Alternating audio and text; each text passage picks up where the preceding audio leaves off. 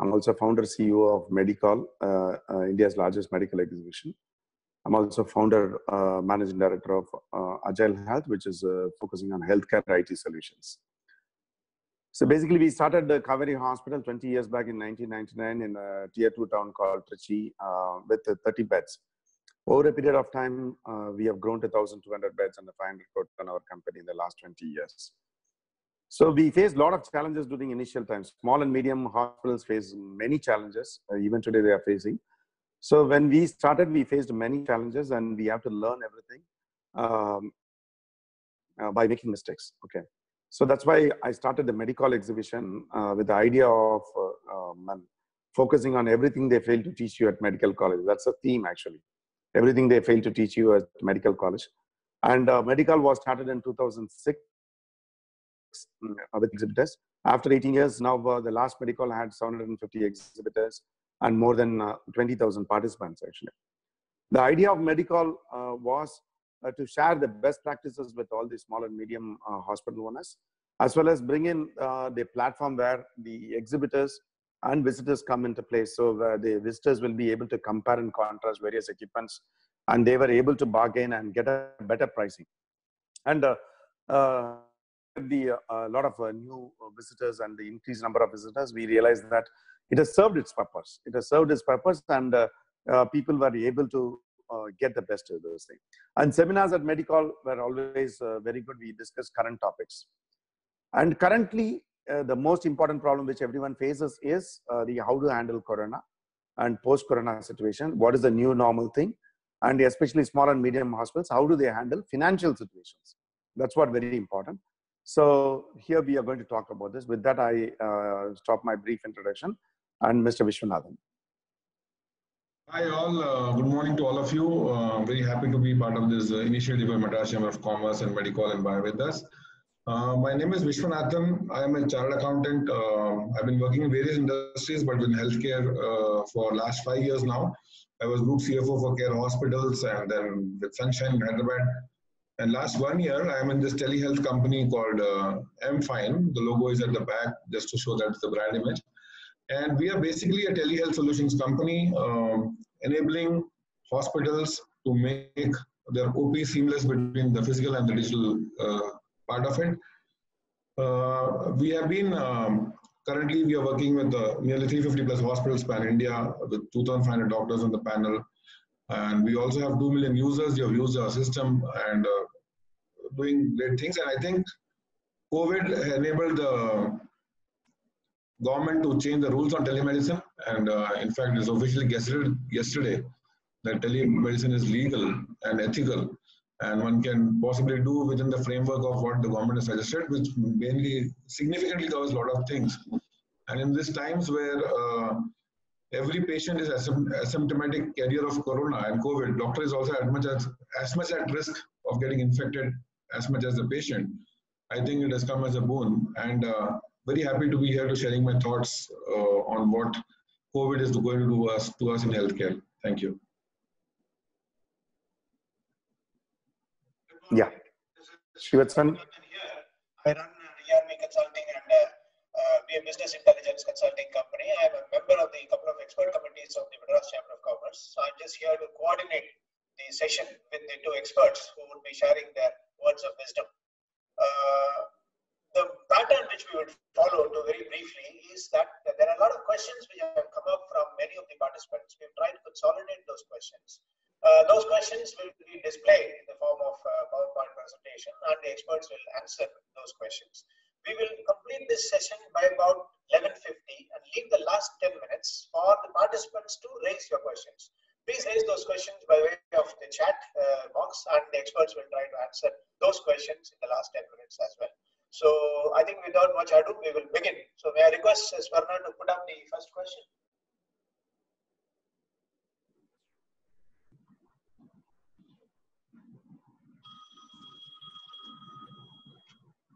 Yes, I'm sure it's quite visible to all the participants. If any of the participants is not able to read the presentation, please raise your hand in the chat and Swarna will address that. So the first question is, what will be the impact of losing elective surgeries and how do we overcome it? The experts? Yeah. So basically, say this is straight away when we are coming to the point. Actually, basically, one is surgical specialty has been a revenue spinner for any small and medium hospital, and most of the smaller hospitals are doctors promoted hospital where the surgeon gynecologist combination, gynecologist and orthopedician combination. And unfortunately, in this COVID situations, we are not able to do any elective cases. And that's a big problem. See, one is elective surgeries, and at least at Kaveri, we have been doing all emergency surgeries. And elective surgeries started slowly coming now. So we are able to see semi-electives. For example, in a cardiac surgery, if it's a triple vessel disease, then it is a CABG is must. Okay. So that's a semi-emergency, or limb-saving surgeries, or some tumor which is there, which has to be operated. All these electives have started coming. One positive thing which we were worried earlier was the patients may not come for surgeries or outpatients and other things. But now, what from Kaveri or other hospitals which I've seen, they have started promoting, giving confidence to the patient through social media and other channels, TV media, newspapers and other things, that hospital is the safest place in your town. They have to understand that people have got corona from various things like vegetable markets, grocery stores, or other functions or other things. But hospital acquired corona is very, very little, because hospitals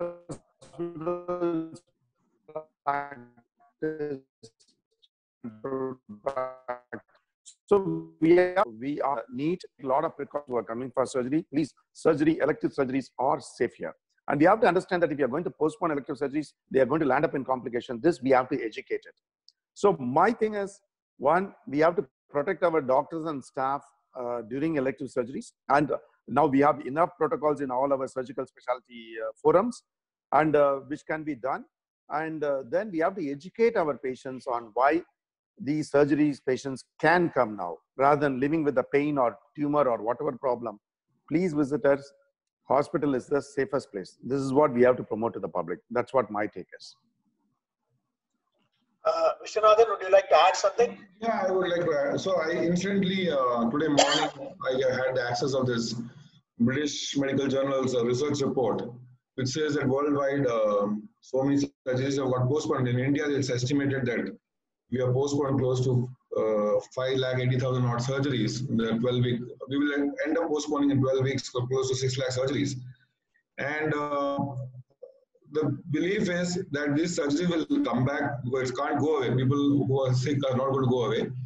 And even if people do 20% more than what the normal surgeries they would have been doing pre-COVID, it will take at least 8 to 9 months to clear the backlog. So yes, there is a challenge now, but I think orthopedics, but people have started doing elective surgeries. I work with a lot of hospitals, semi-emergency elective surgeries are back. People are taking all the precautions. And yes, it is currently it is tough, but I'm thinking things will look better in another 6 to 8 weeks once while this pandemic is not going to go away. I'm sure once the relaxations happen, lockdown protocols come down, I'm sure things are going to come back. Yeah, as Vishy said, following strict protocols and educating the public about why hospitals are safe. These are the two solutions to bring back the elective surgeries. Let's go to the next one, sir. Good, Swarna, next one. So this question is very interesting. How do you manage sudden spike in PPEs and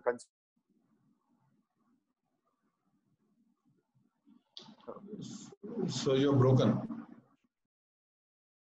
That the supply of PPE itself is very less. Okay.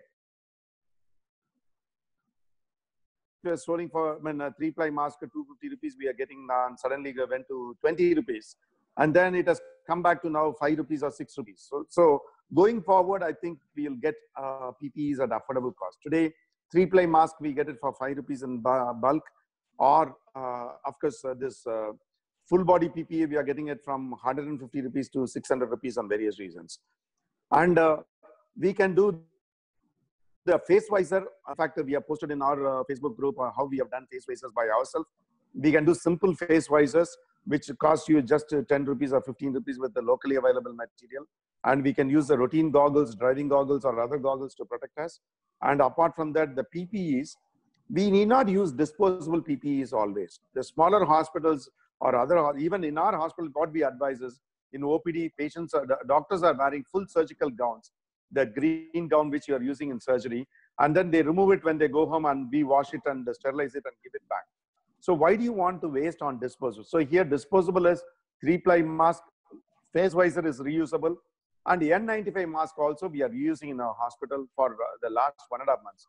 We have given 4 or 5 N95 masks to every staff and doctors. They are using it for the last 4 weeks. So every month we give them 5 N95 masks. We have got initially N95 mask for 40 rupees and later for 120 rupees. So it is not going to cost much. If you use it appropriately, wherever possible, we reuse things after proper sterilization.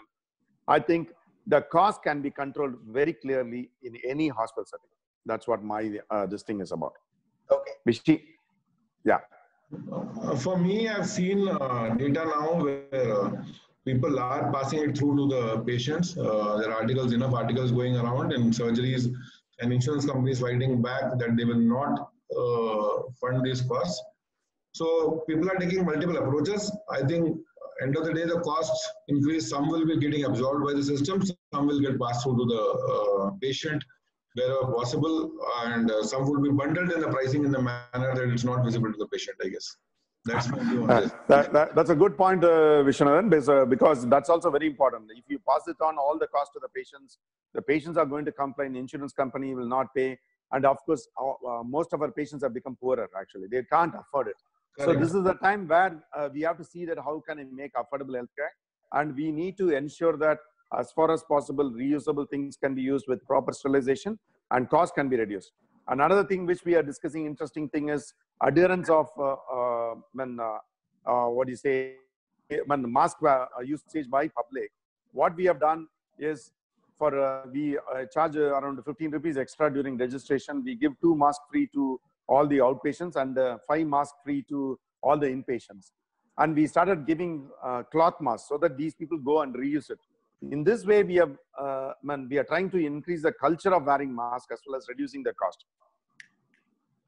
Okay, Swarna, next.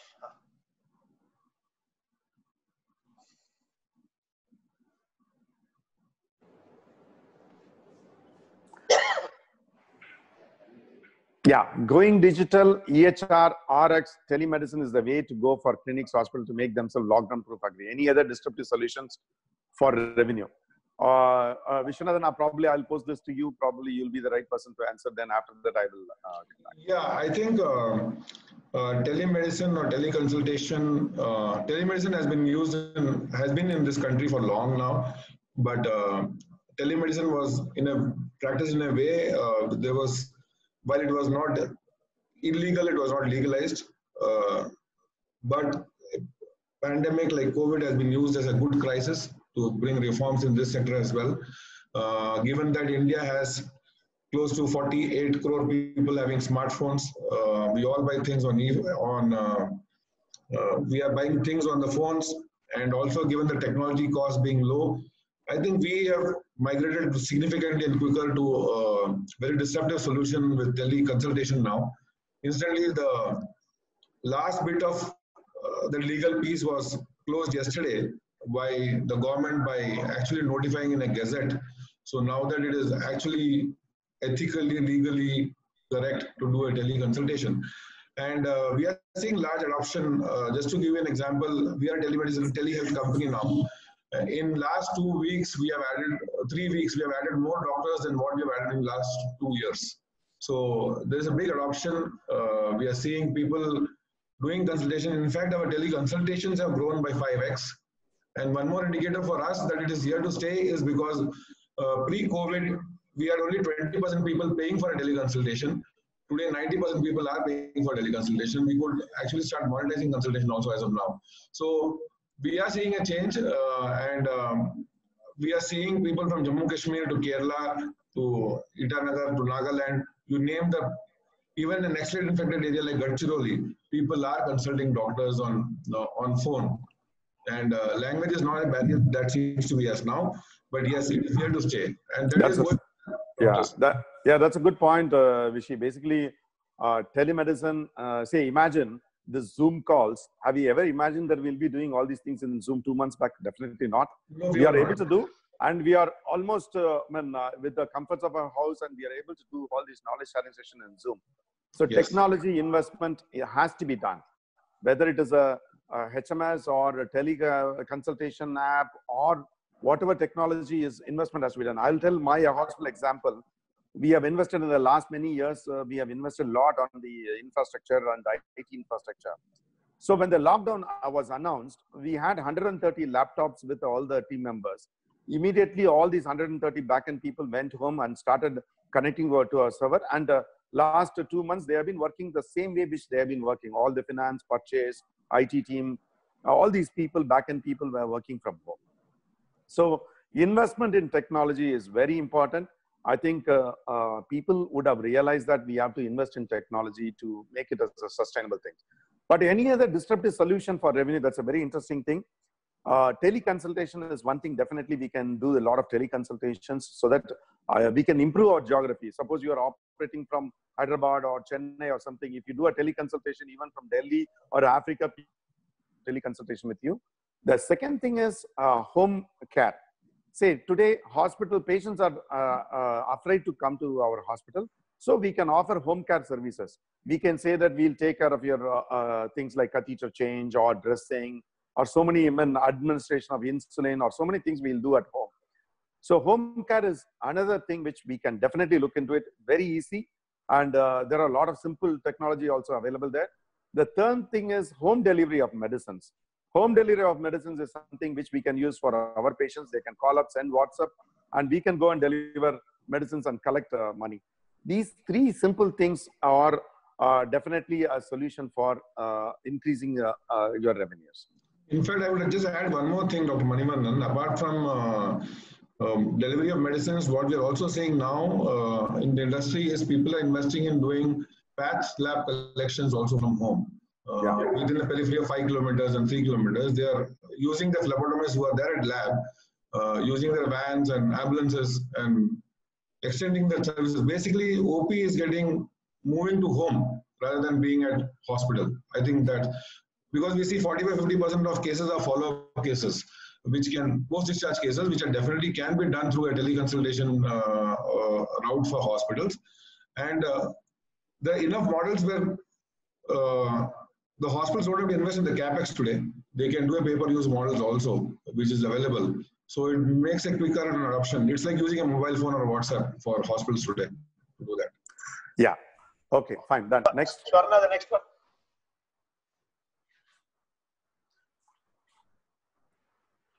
Cash flow management. That's the most important thing which we have been talking. Efficiency in receivables and payables. Okay. Cash flow management, of course, further questions are there.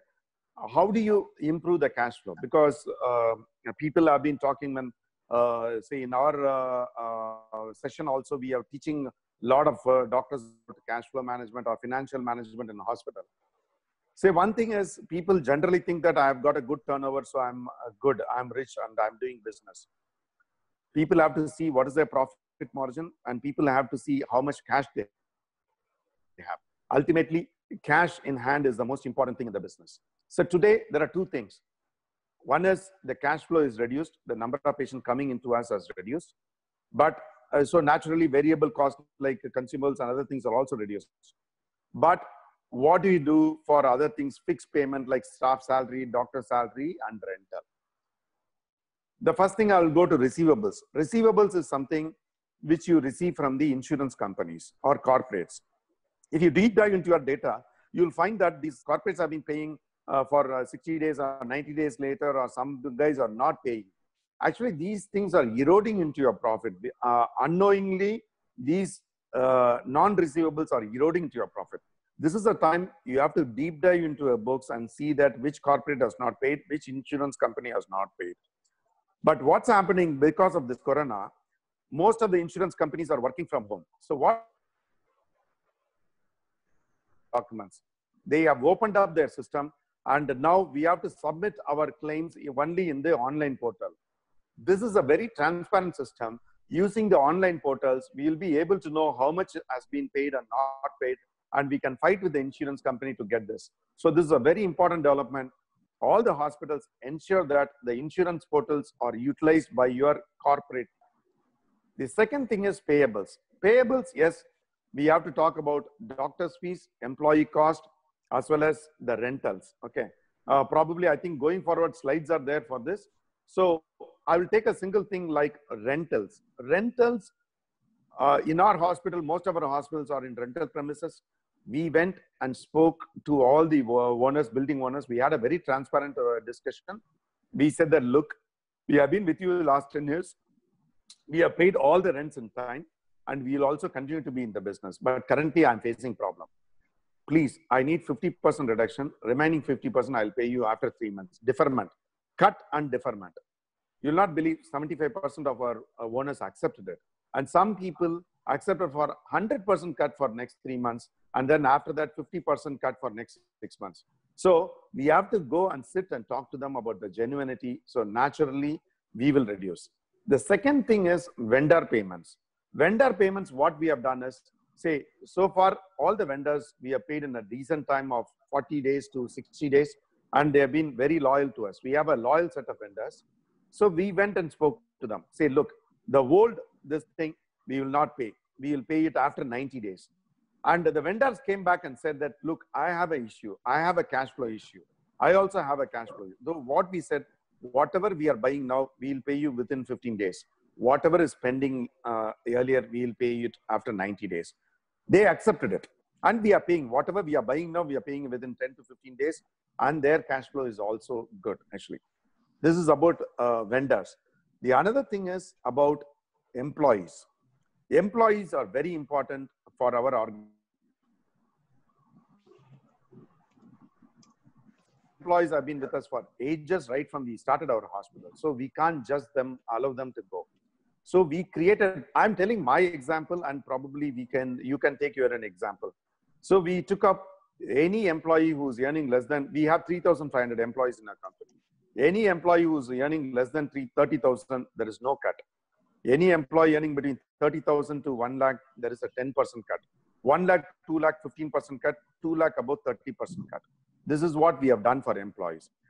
For more than 30,000 also, anyone who is a front-ending, like probably a senior nurse or whatever it is, we haven't given a cut. This is for the first month. So second month now, what we are talking is, we are staggering the staffs. There's 7 days leave and 7 days this thing. So whenever they are on leave, we are planning to give them 50% salary. The most important thing is we are calling them, we are talking to them, we are telling them about the genuine financial situation of the company. They are accepting. And for doctors, we have spoken to doctors. Some doctors are in a salary basis and other doctors are in fee for service basis. So for some doctors, we said, doctor, for next 3 months, why don't you go for fee for service? Say 50% of them accepted. We converted them to fee for service. Remaining 50% said, look, I have some EMIs to pay. Why don't you pay me 50% of salary? So we have paid them 50% of salary. This transition has been very smooth. The main thing is the communicating with the stakeholders. Let it be the staffs, doctors, vendors, or landowners. Okay, these 4 components: salary, doctor's fee payment, vendor payment, rental. These are the 4 components which accounts for 85% of your cost. So this is what we have done in cash flow management.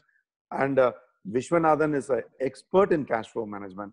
Probably, Vishy, you can add to my points. No, I think I would have very less to add from what you have told, because what you're doing in the hospital is what I gather. Most of the hospitals are doing similar things. They have gone and talked to all the stakeholders.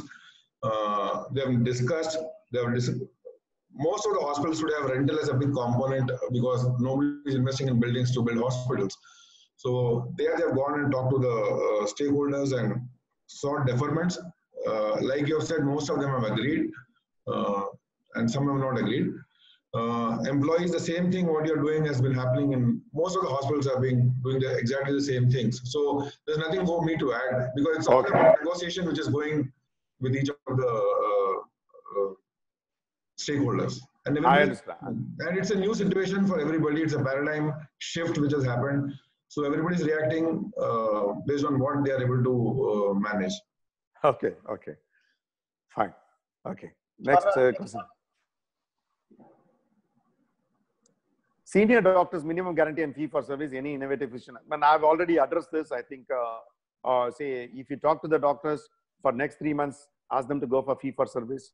Or if someone has got EMIs, please be sympathetic with them and then pay them 50% of the fees. Because these are the employees. Corona will come and go, but our staffs and doctors will stay with us. Next. Good, next. How to bring financial sustainability? When Vishy, probably you should start. I think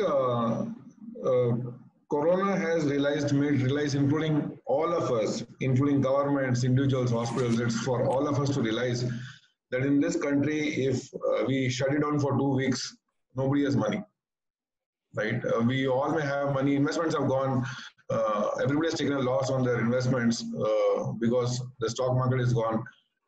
So how to bring financial stability is one thing which I've been, as a CFO, I've been practicing, and most of the organizations I've left, I've been always there, is to have at least 3 months or 4 months of cash available with you. It's a very difficult situation. If you look at your, anybody looks at the balance sheet or P&L, the bank balances are always next to zero. The collection comes, then only we pay. And that's how we run our businesses, or we have some bank financing arrangements. How to bring financial sustainability is the way you're focusing on cost today, that has to be a habit and it has to continue forever. And secondly, EBITDA is not cash. So you always have to build a cash or have a tap which you can open at your will to have that cash whenever you want. And my suggestion always has been at least keep 90 days of fixed expenses with you always in some form of available cash so that you can tide over such crises. Yes. Okay, good, Vishy. So one thing is about financial sustainability. First thing I would say that financial knowledge, actually. Every hospital owner should have some financial knowledge. If you have that financial knowledge, naturally you'll be very cautious about the cost. Simple. As I said, am I audible? Shivatsan, am I audible? Yes, you are. Yeah. So financial knowledge. As I said, you understand the top 5 costs in your company: employee cost, doctor fees, consumable cost or pharmacy cost, and then rentals and electricity. These are the vendor payments. Okay. These are the 5 costs.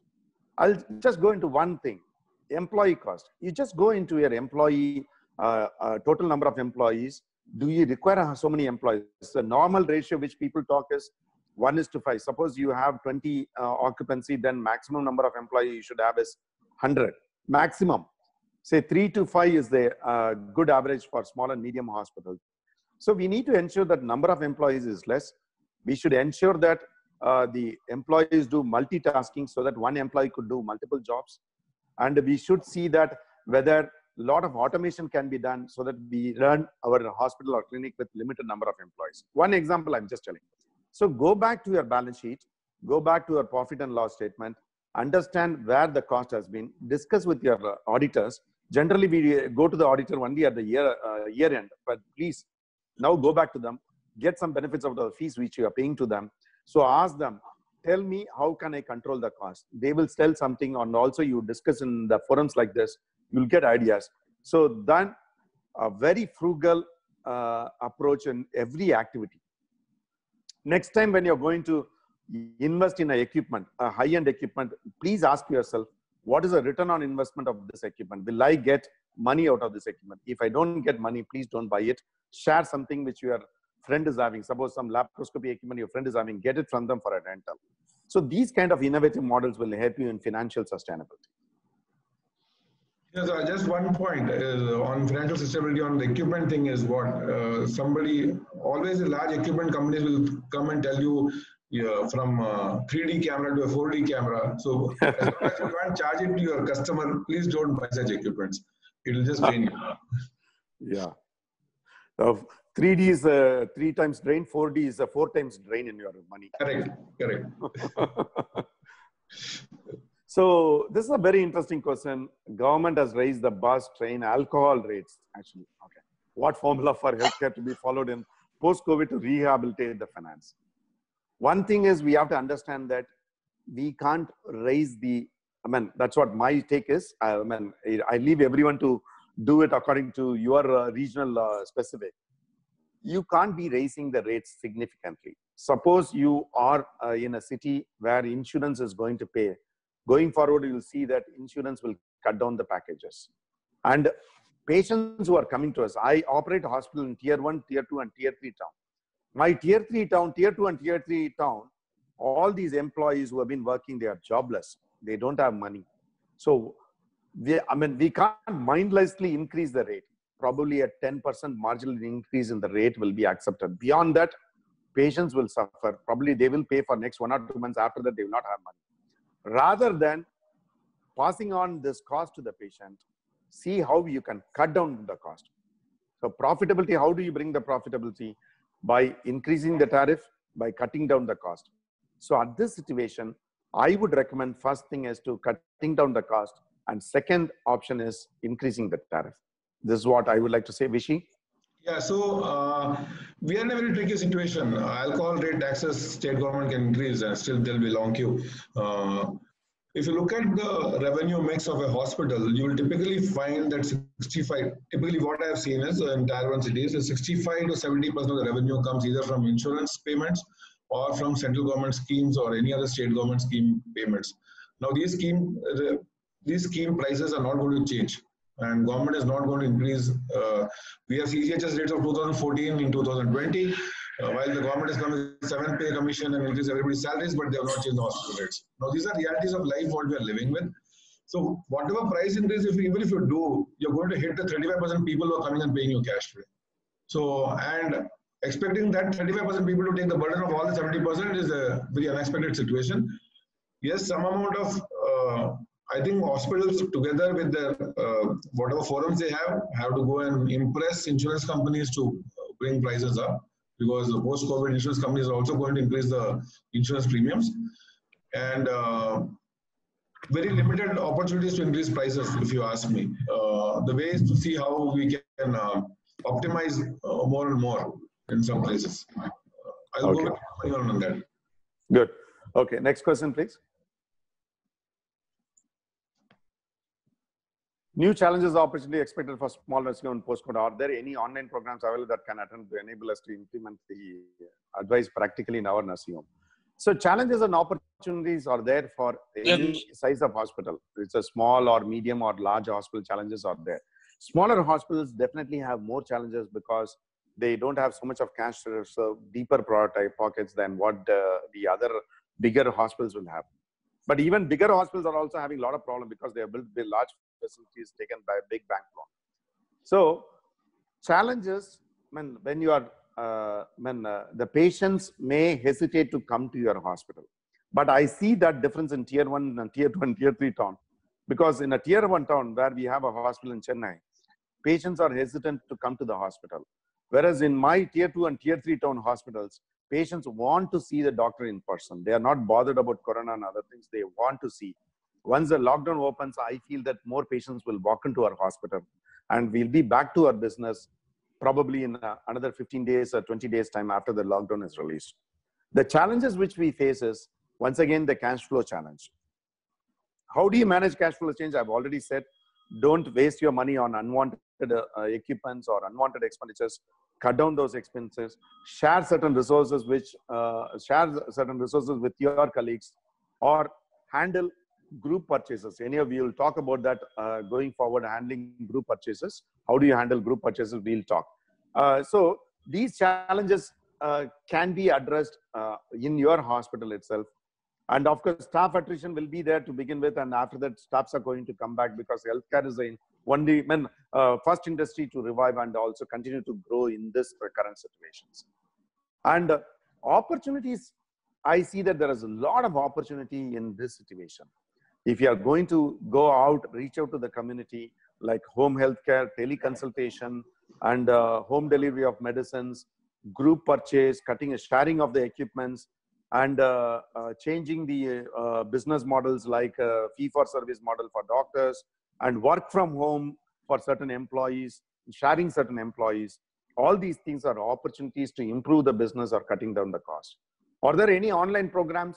When definitely that is the reason why we started this program along with the Madras Chamber of Commerce. This is the first experiment which we have done, and the interest has been so far very good.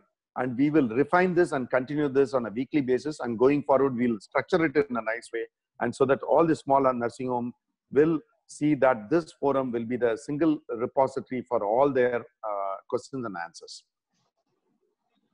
Thank you. The next slide. मेरा question answer किया है, ये मेरा question था.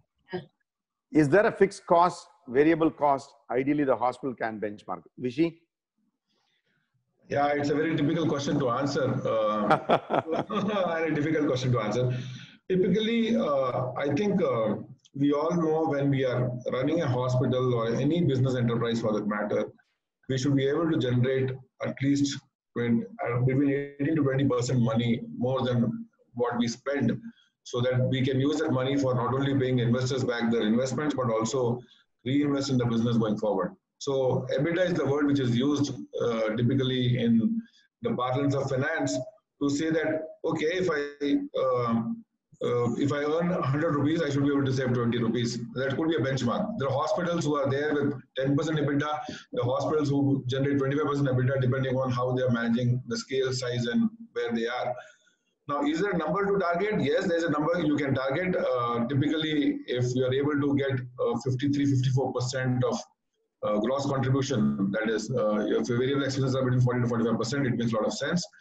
And by that definition, if you want a 15% EBITDA, then you can have a 40% cost or 30% cost. Fixed cost can't be more than 30 to 35% at a scale. Now, fixed cost, it is like this. If you buy an elephant, you have already taken the cost. And then you can't target the costs based on that, because then you have to feed the elephant in any case. So I think it goes from the place I keep telling in various forums, it is about thinking before setting up the hospital. The fixed costs are determined at the time of setting up the hospital. For example, you decide to have air-conditioned hospital and do a centralized AC hospital, and then you don't have occupancy. Then you're stuck with that fixed cost of running the AC, whether the patient is there or not. I think one ideal situation would be, can I make all the costs variable? And that should be the question which should be asked. And then you know that you have an answer to this question. That's what yeah. Vishy, as usual, you made it so simple. So one thing is the fixed cost and variable cost. If you see, I'm a doctor, okay. Till I finished my MBBS, MD, I started my hospital. I didn't know anything about this fixed cost, variable cost, EBITDA, this ratio, that ratio. And I jumped into the hospital management and learned a lot of things, okay. I would suggest is, and probably next session, we should have some simple financial numbers which every hospital should see. Probably we'll have a certain balance sheets or certain profit and loss statement. And so we should have a session on some simple things like, what do you mean by fixed cost? What do you mean by variable cost? Okay, I think that is my request to Vishy and others. Okay. Sure, I'll do that. Okay, so now next question. Role of HMS and IT in efficiently managing finance. Myself and Vishy, both of us are technologically very passionate people. And one disclaimer, I have to say that I also run a HMS and IT company called Agile Health. So I'm not promoting that. But I've been very passionate about HMS. I mean, to tell my example, when I started my hospital in 1999, I saw my first computer. Before that, I haven't seen a computer. I haven't used a computer. I didn't know what hospital management software was. And somehow over a period of time, I learned how to use it. And today, our hospital, I can say, is one of the very few hospitals which is more IT-enabled hospital, actually, in this part at least. Yes, a lot of people would like to cut down unnecessary other computer. I mean, we don't want computer. Yeah, come on, yeah. That's very. I mean, we have important expenditure. I want to pay my staff salary. But investing in technology is very, very important in current situation, or even previously it was important. At least current situation, people will understand that investing in technology is very important.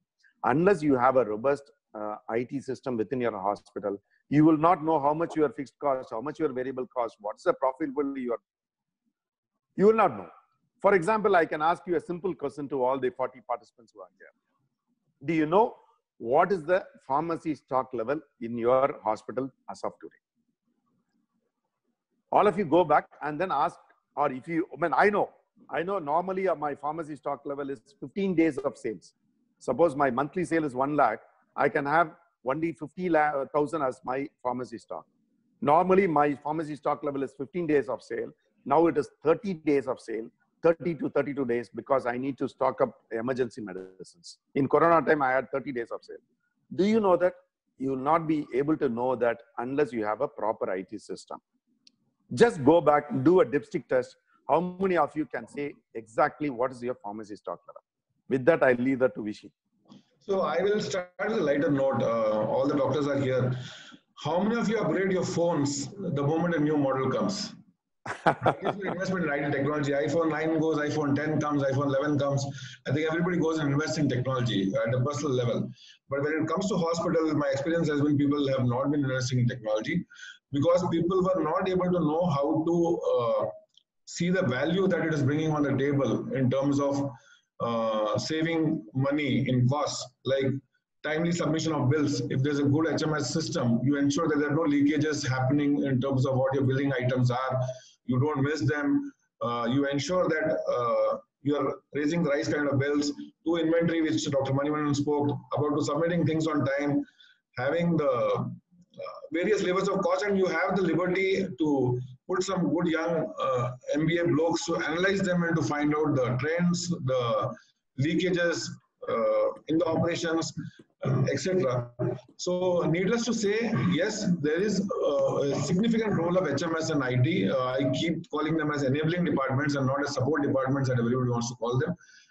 They enable amazing decision-making process, and we are seeing that benefits are being leveraged by hospitals who have invested in this technology. And I can go on hospitals who have done that significantly. So Vishy, you are saying that next time before buying the latest iPhone, please see whether your HMS is latest. Correct, for sure. Okay. Doctor, panelists, we've hit the time of 11:50. Yeah. Yes. There are only a couple of questions which have come up on the chat now. So shall we take one more question here and then go to the yes, sir. We can take one more question and then, okay. Yeah. What will be the impact on capital investments? Okay. That's a very good question, because capital investments are nothing but whether you are buying a land, building a hospital, or buying a equipment, or buying other things. These are the capital investments which we make generally in a hospital. The impact will be, all the capital investment will be postponed for next few months at least, till we know exactly how this situation is to come. For example, if you take our hospital, we have postponed almost all capital investment. No equipments have been bought in the last 2 months.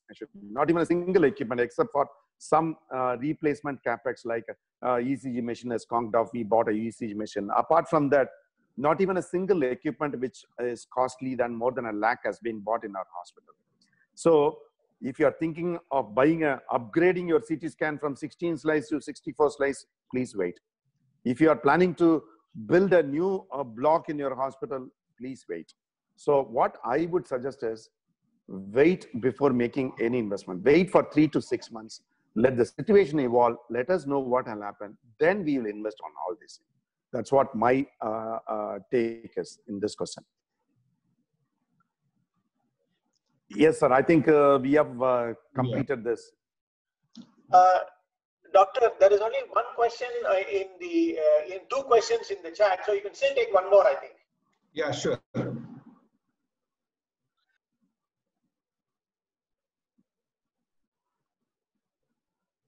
We can have the next question. So can you have the next question from the slide? Srivatsan?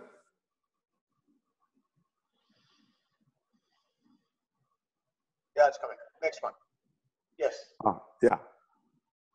Rental scope of negotiation, I think we have already covered. We have already covered. Definitely we can have a discussion. Next one. Moratorium on loans and bank interest. Vishy, please. Yeah, you are the CFO. Whether CFO or not, the current schemes which have been announced by the government of deferment of term loans and moratorium on interest, etc. What one can do is one can reasonably take the moratorium on loans, which is available for 3 months, which is a good idea to do. It is not a good idea to not to pay the bank interest on working capital because the banks are expecting them to be paid on lump sum on 30th June in any case. Unless in next 25 days, there is a talk of this being pushed by another 3 months or 6 months.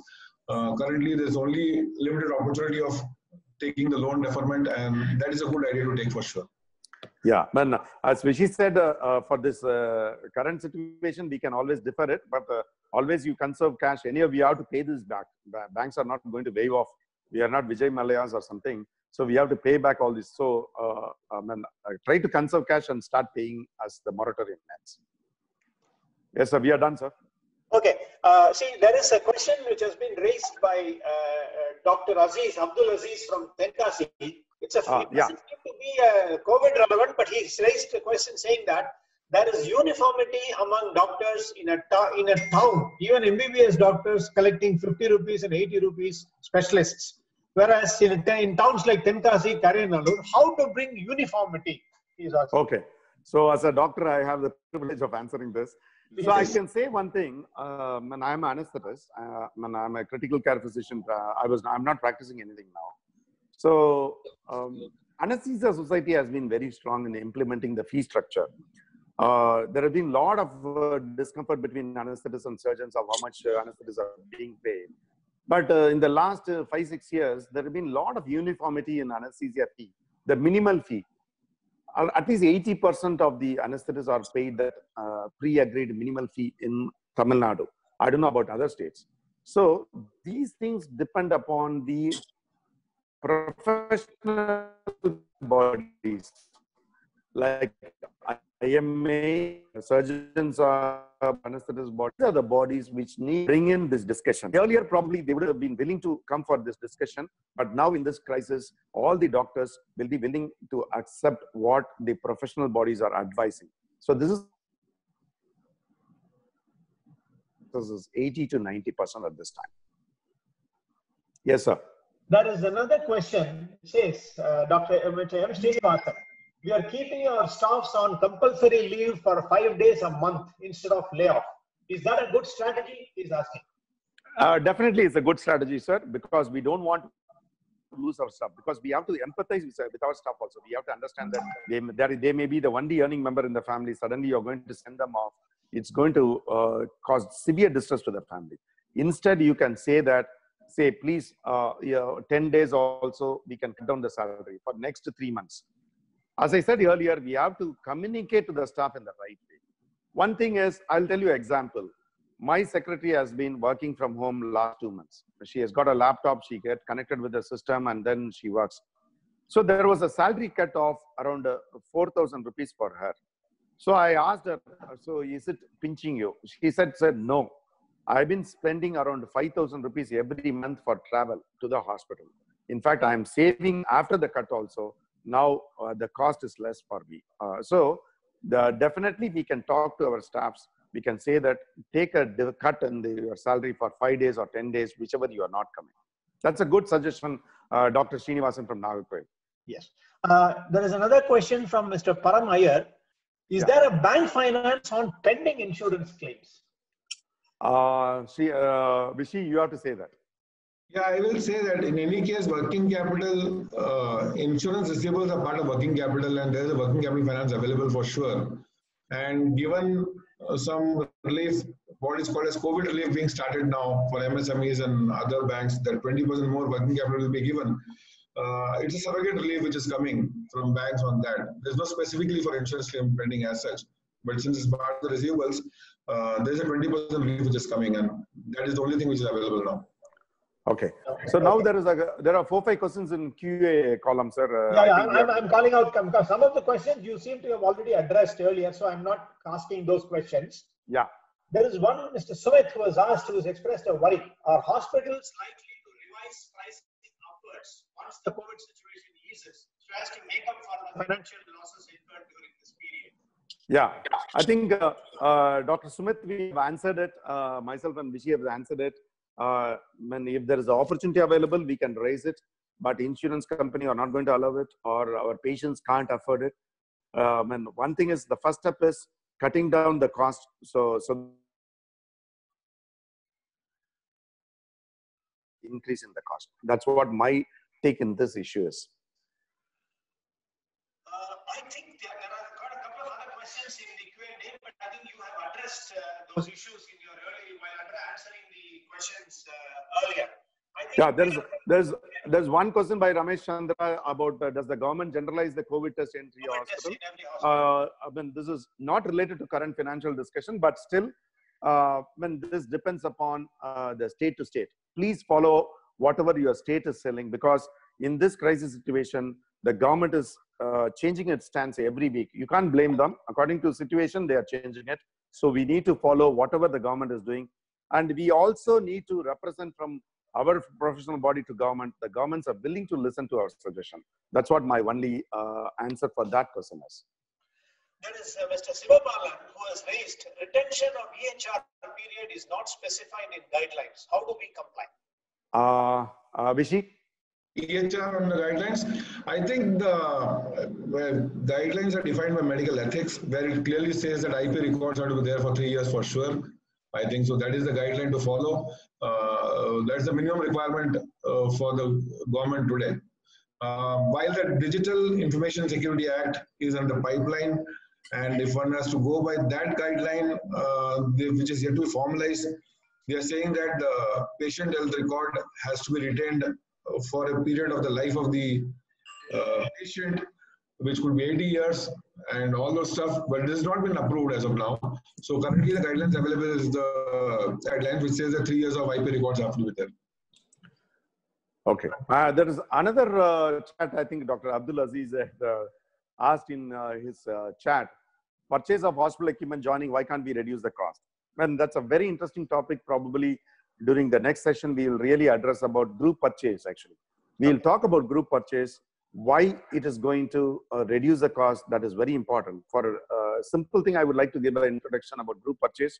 In US, 80% of the purchases done in the hospitals are through group purchase organization. In 2004, I studied about group purchase organization and tried to implement it within few hospitals in Trichy, my town. But somehow people were not interested. So that's when I started Medicall. After that, many hospitals have been asking whether Medicall will be able to support group purchase for this industry. But various other industries have done group purchases. But now what we are thinking is, can we have help from Madras Chamber of Commerce and implement this group purchase concept, and then we will implement it in the coming days. And we are already working in the back end how to do this group purchase, and probably in 2 weeks time we'll come out with a concept, group purchase of medicines and group purchase of equipments. Definitely we'll come out with some solution, Dr. Aziz. So we're hitting 12 o'clock now. So do we have the panelists wanting to sum up?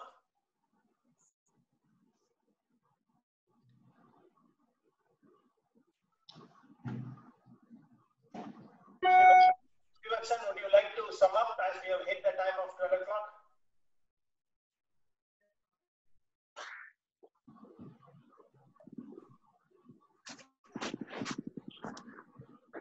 Stevenson? You're on mute, Stevenson. Yeah.